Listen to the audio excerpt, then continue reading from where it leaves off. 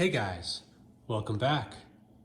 So today I'm working on this Briggs & Stratton Elite Series generator and pretty excited about it. I've been wanting to work on one of these for a while, but never been able to get my hands on it. Well, now that it's here, I can see there's something very different and wrong about this generator. It has the standard Briggs & Stratton airbox with the standard exhaust system that you'd see on most of their stuff, like the storm responder generator. But this engine is very out of place. This is a Briggs & Stratton generator, and Briggs is famous for making small engines. You would expect to see a Briggs & Stratton engine on here, but that's not what this is. I've seen this set up many times. You know, it's on Generac, Ryobi, PowerStroke, and a bunch of others, but this is a standard 420cc engine made in China. And the dead giveaway, besides the shape of the head, is this carburetor. This is a clone of a Honda GX 390. Anyway, kind of getting off on a tangent there. This generator, I actually didn't buy. A subscriber who lives locally reached out to me and asked for help, so he dropped it off today. Now, this has a bit of a story to it. It used to be on a food truck. It has 372 hours on it. Customers were complaining that it was too loud, so he put it into storage for about 5 years, and you can probably guess what happened next. He brought it out of storage recently. It wouldn't run off a choke. He cleaned the carb and still wasn't running well, so we went out and bought an OEM carb. Still wasn't running right. So he ended up dropping it off to a friend who's an auto mechanic, and he went through it. He cleaned up the tank, the fuel lines, and figured out that if you unplug the solenoid, the engine runs fine. So that's where it's at right now, but that's actually not why it's here either. The issue, now that it's running, he can see that there's a power problem. It's producing somewhere between 35 and 40 volts, which is somewhat unique. Usually the ones I get, either they make power or they don't. So this one's somewhere in between, and I haven't dug into anything yet, but my guess would be the AVR. But before I just jump into conclusions and throwing parts at it, I do want to check all the windings, figure out what the ohms are at, get a baseline, and also I want to pull the cover off the head and visually inspect everything, make sure there's no red flags. You can check the ohms of the main windings on the stator just through the outlets, and that's what I'm going to do here. Now I've got the main circuit breaker on. You want to make sure you have that on, or you're going to get no reading whatsoever. And this test can be done either through the 120 outlets or the 240. I think the 240 is a little bit easier because I don't know how these outlets are wired. Is this leg 1, leg 2? Or is leg 1 the top 2 and leg 2 the bottom 2? Sometimes visually they show you, but in this case it's not really clear to me. So I'm going to use the 240, and the neutral is opposite the ground. The ground wire is the one with this tab, so that's neutral. And then we got leg 1, leg 2. And before you do this, check the internal resistance of your meter. In this case, this is 0.1 ohms. So, if I get a reading, say, of 0.6, I can subtract 0.1 from that to get the true reading. Now, I don't know the reading for this, but generally between 0.2 and 0.5 is a good reading. And if you don't know the reading, just compare the values between leg 1 and leg 2.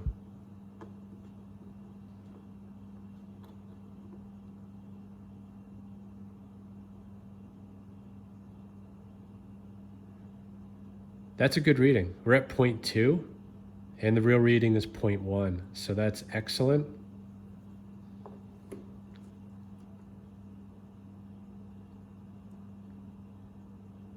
And the same. So both sides are consistent.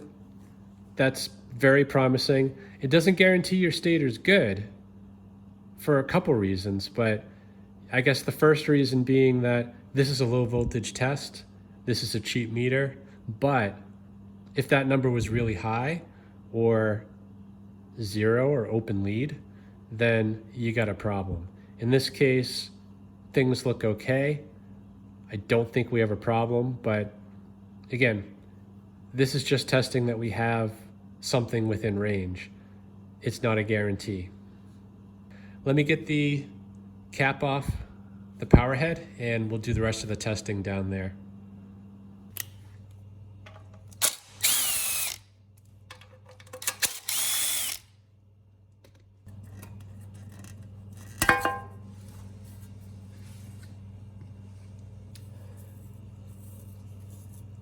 Yeah, it's surprisingly messy in here.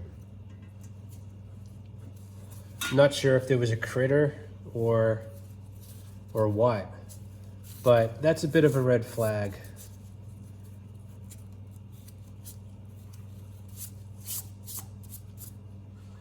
Anyway, it's really hard to see anything. The wires are really packed in here.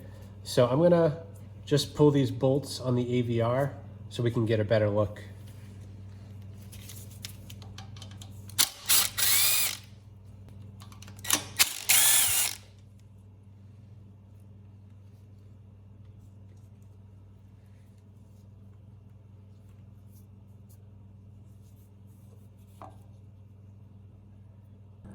Okay, well, besides all the junk that was in here, I am seeing signs of a potential issue.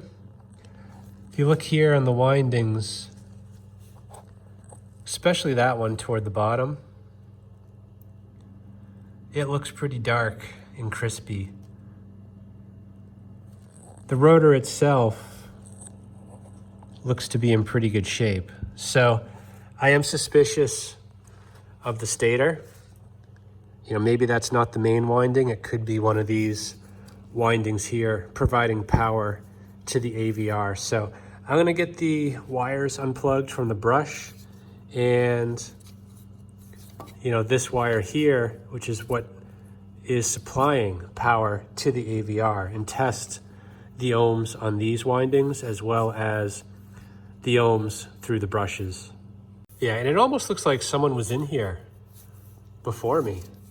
This here, the zip tie, generally it's a specialty zip tie that's screwed into here, but I'm not seeing that. So yeah, maybe I'm not the first, but anyway, let me cut this zip tie off, unplug this connector, and pull the wires here, and that AVR will come right out.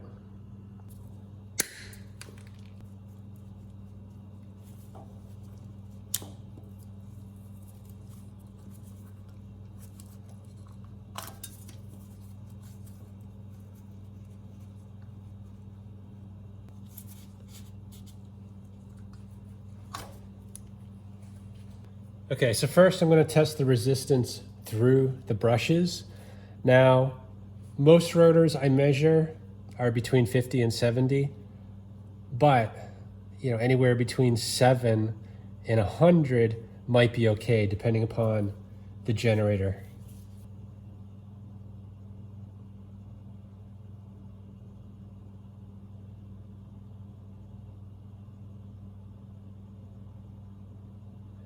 Yeah, it's hard to get a good reading, but it seems like we're in the mid 80s, which is a bit high, but you know, we're going through the brushes, so that might be expected. But I'm gonna pull the brushes off, try to get a reading directly on the slip rings.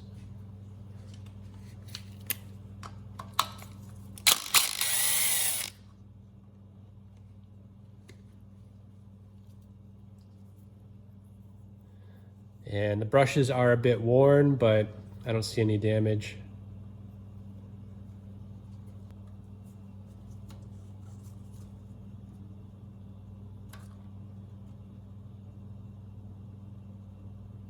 Okay, 47 ohms.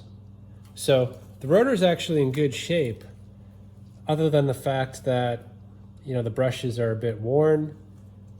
The slip rings themselves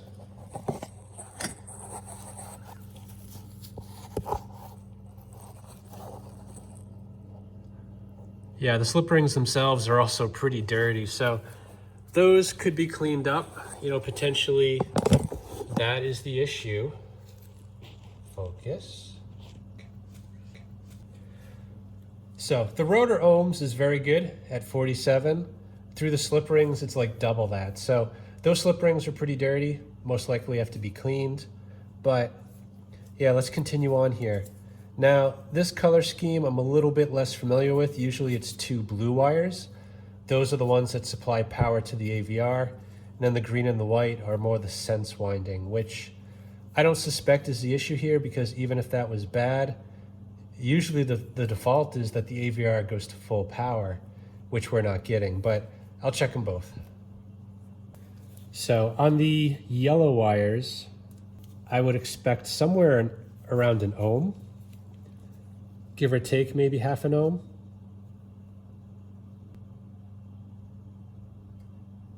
Okay, half an ohm. That might be low, but not too concerning.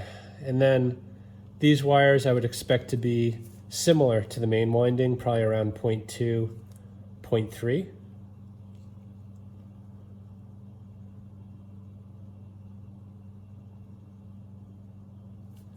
And we are. So I'm actually feeling pretty good about this stuff. You know, we already tested this winding, the main winding, so we know that that seems to be good. This down here is actually power for that fuel solenoid, which I'm not too concerned about right now. Really, this one and this one, that's what you need working to get full power. This generator is bonded to neutral. So these are the ground wires connected here. And if you look, we have one white wire here and the other white wire here. And that runs over to here.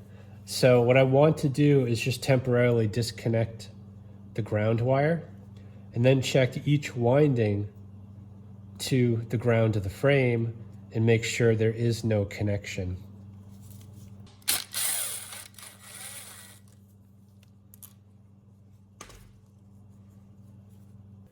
Okay, so I'm going to attach one lead to the ground of the generator and then just check the 2 hot wires, which is the bottom one here. There's no connection. Top one, no connection. Then we'll just check one wire from each of these windings.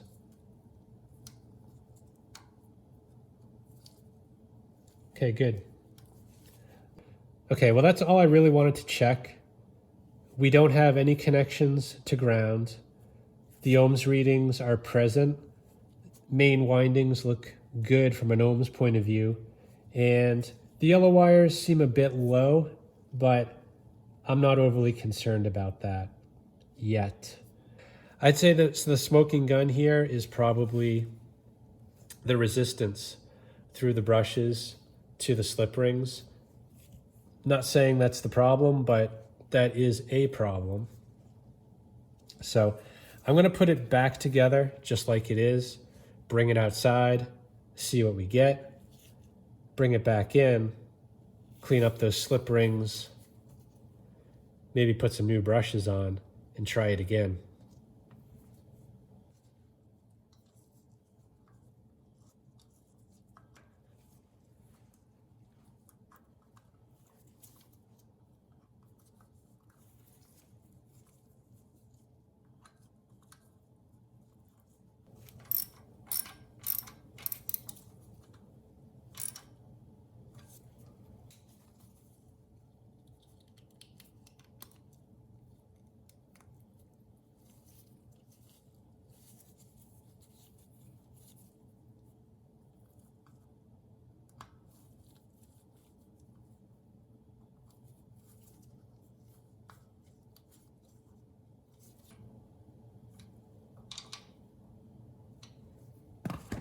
Ready for a quick test. I just have a light hooked up in the kilowatts. So I'm going to start this thing, check the hertz and the voltage, and see what we get.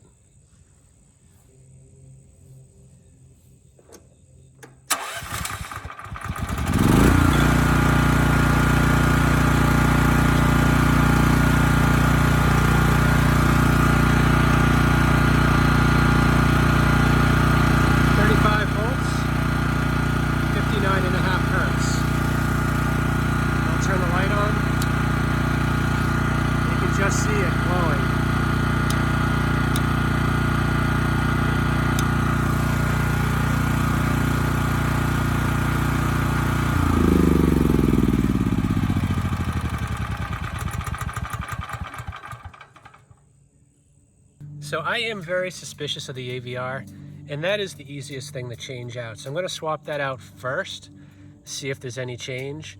And assuming it does come back, you know, I'll still need to clean those slip rings up. But if anything, I'm willing to bet we have AVR issues.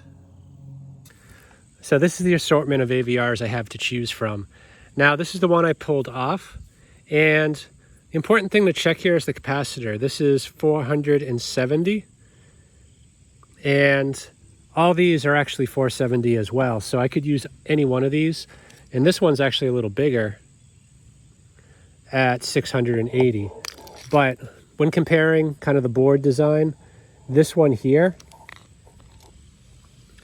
seems like it's an exact match as far as the components go, the placement, the count, and they're made by the same company. So I'm going to give this one a try.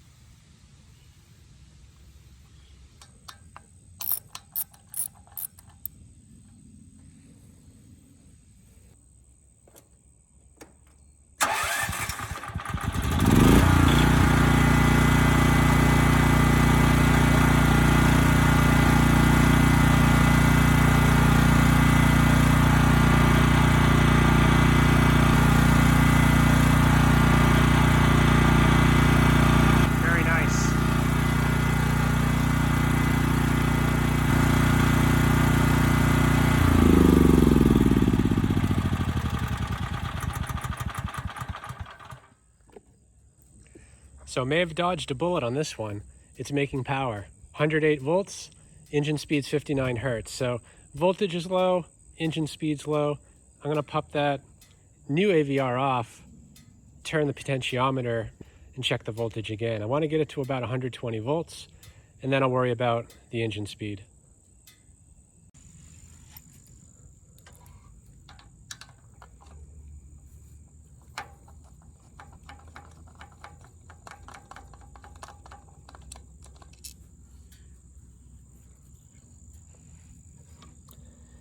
And if memory serves, I think it's counterclockwise to crank the voltage up. So I'm going to do 2 complete turns and see what that gets us.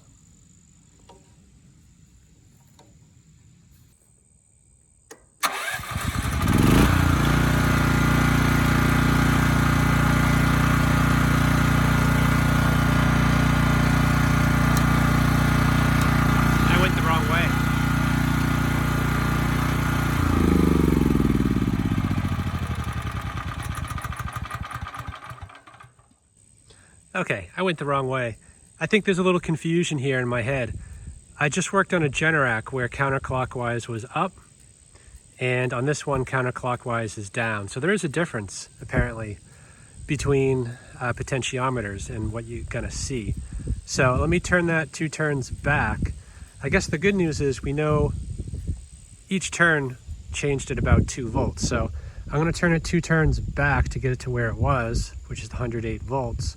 And then I'm guessing I need to go about 6 turns clockwise to get it up to 120.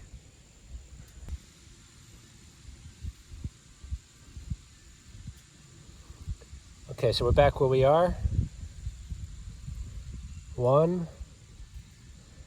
2, 3, 4, 5. We'll stop at 5.5 for now.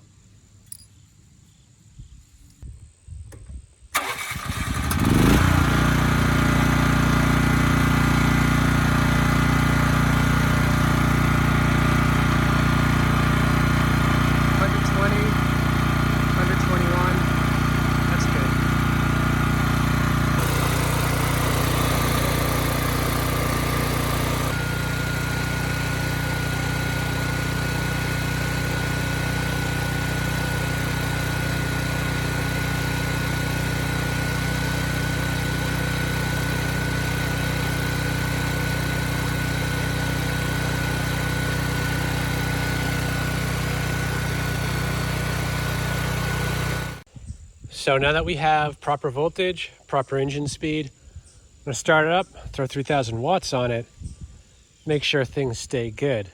And while it's running, I'm gonna check into the solenoid issue. This is the wire he unplugged to get the engine to run right. So right now I have the meter set to volts DC, which I think is what would be going to the solenoid. Now, it should be 0 when the engine's running. So that's what I wanna check. And the only time you should get voltage is when you shut the switch off, which deploys that plunger in the carburetor. So that'll basically hold it until the engine powers down and the coils lose power and the thing opens back up again.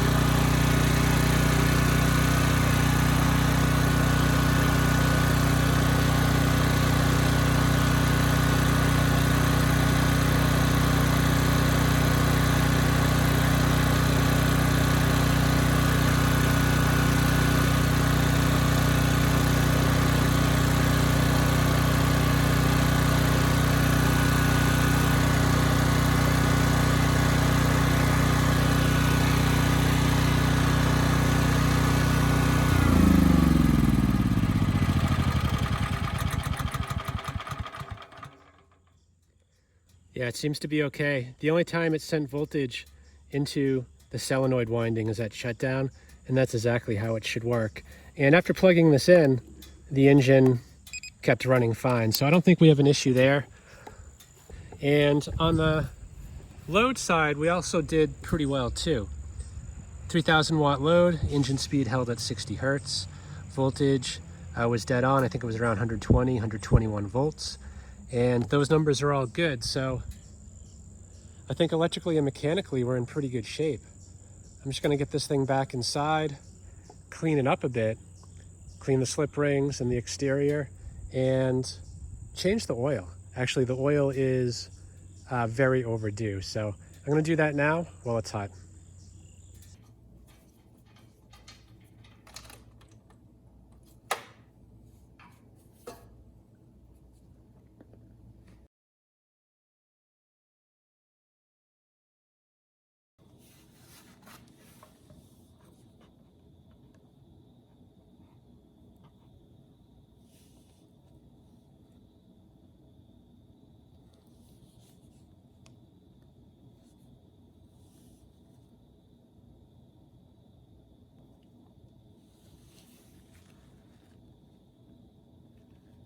Perfect. So just spending a minute starting to clean this thing up, and you know, the exhaust, just gonna hit it with a little bit of Scotch-Brite and soapy water. That'll take a lot of this rust off and make this thing look a lot better.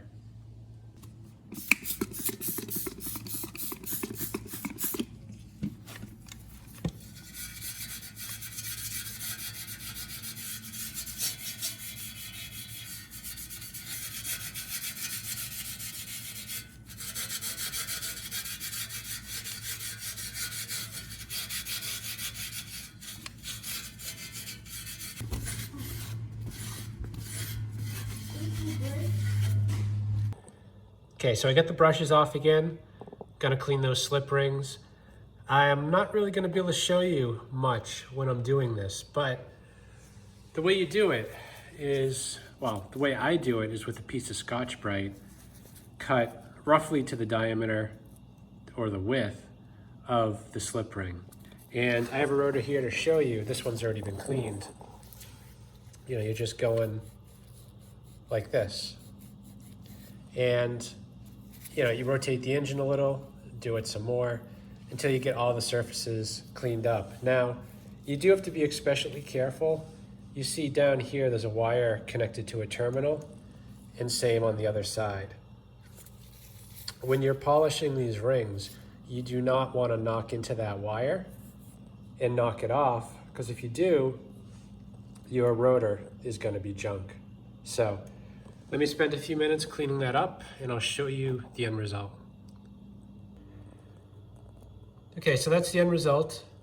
You know, it's not perfect, but I mean, to be honest, it's really hard to clean with this end housing on. If you want to do a really good job, uninstall the stator and then clean the slip rings. But, you know, I felt like I was pushing my luck, especially with those wires so close to the slip rings. So that's a pretty big improvement. You know, I'm happy with that. Now, as far as the brushes go, I have new brushes on the right and the used ones on the left, and they're not as worn out as I thought. So I'm gonna put the original brushes back on, do another ohms test and see if it's improved at all now that it's cleaned up. So the first time we checked the resistance through the brushes, we were at somewhere around 85, 86 ohms, and direct to the slip rings, I think it was 47. So the brushes will add a bit of resistance, but ideally it shouldn't add too much.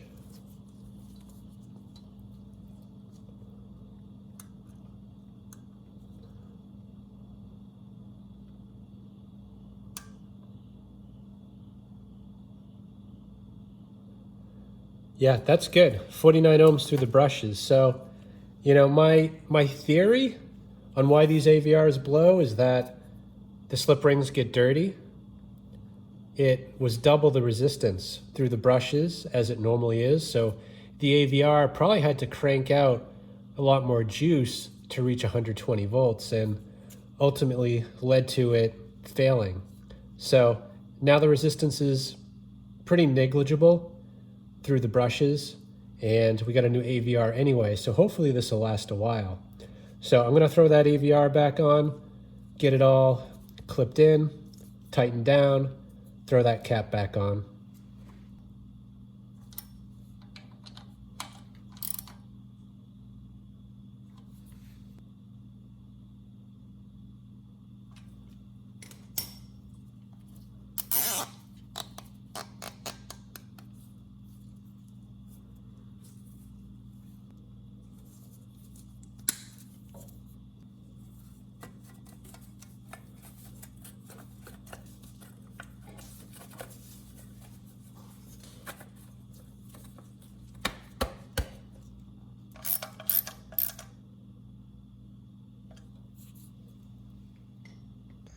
Okay, let's do one more quick test.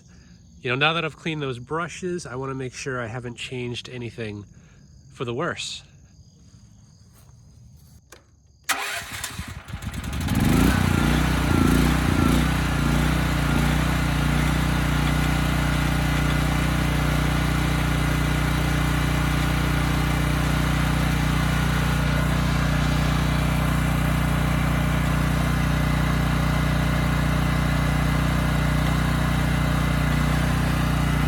A little bit slow. Gonna let it warm up a bit, see if it speeds up.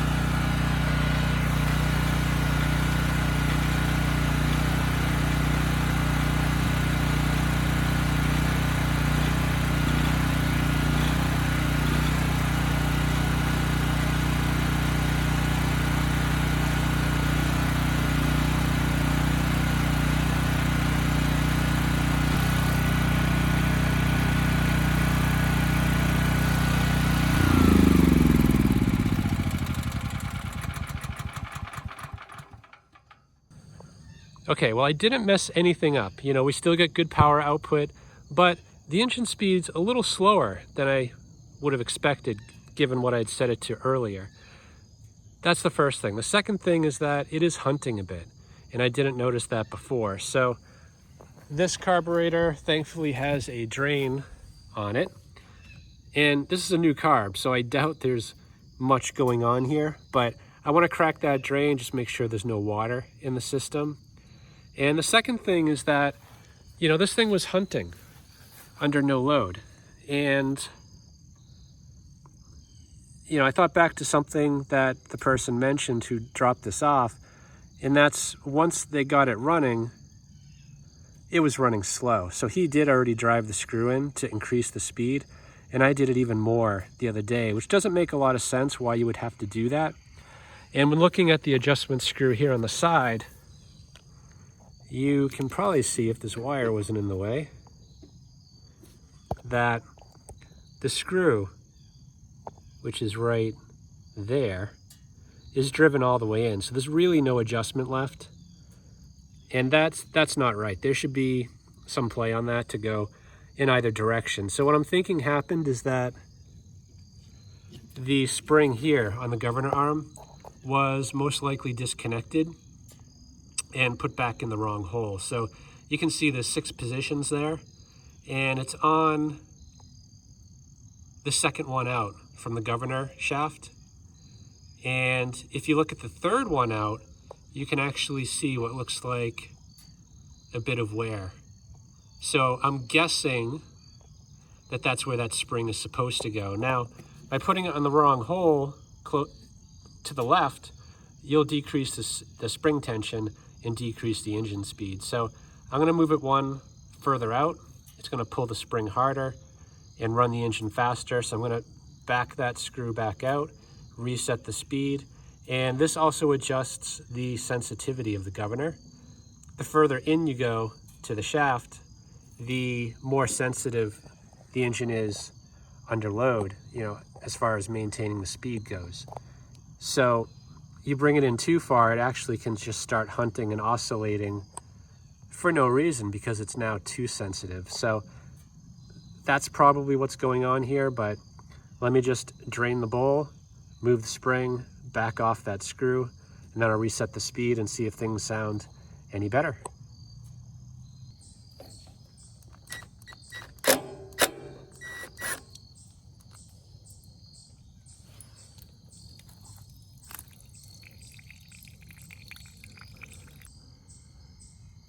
Yeah, there's no issues with the fuel. So must be the position of that governor spring. It's just too sensitive where it's at.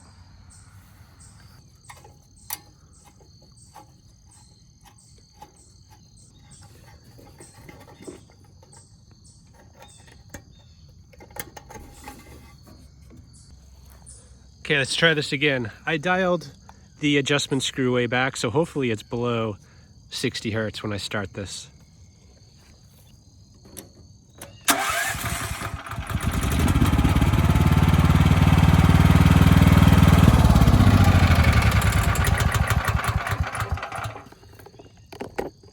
Yeah, that's a little slow.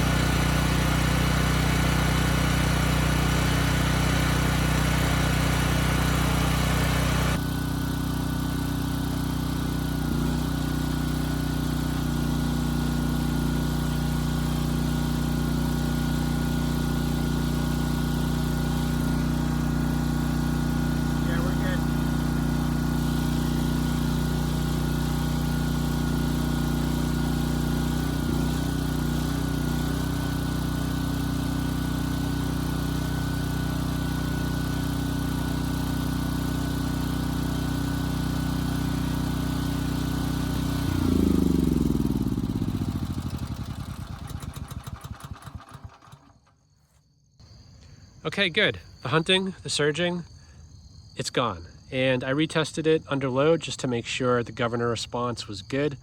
You know, if you move that spring too far out, you're going to get something called governor droop, which is basically you apply a load and the engine speed sags too much. And I didn't see that. It actually held just as well as in the other spring position. So the sensitivity is fine. You know, we do have a little bit extra now on that adjustment screw, so we can make it faster if we wanted to. And, you know, most likely that's the reason for the poor running, you know, that the person who dropped this off had mentioned, and ultimately unplugged this wire thinking that that was the issue. I think most likely it was the fact that this spring was too far in, the governor was too sensitive, and it just couldn't stabilize the speed as well as it should have. So now that that's all set, you know, this thing is pretty much done. And to be honest, I didn't give it much hope. I did not think that power head was going to come back, but surprisingly, it was just the AVR. And despite the rant in the beginning about who makes this engine, it is a good engine, and I don't want to kind of diminish that. I mean, this is a good setup. I like this generator a lot. It was just a little shocking. Anyway, hope this video helps someone. Thanks for watching.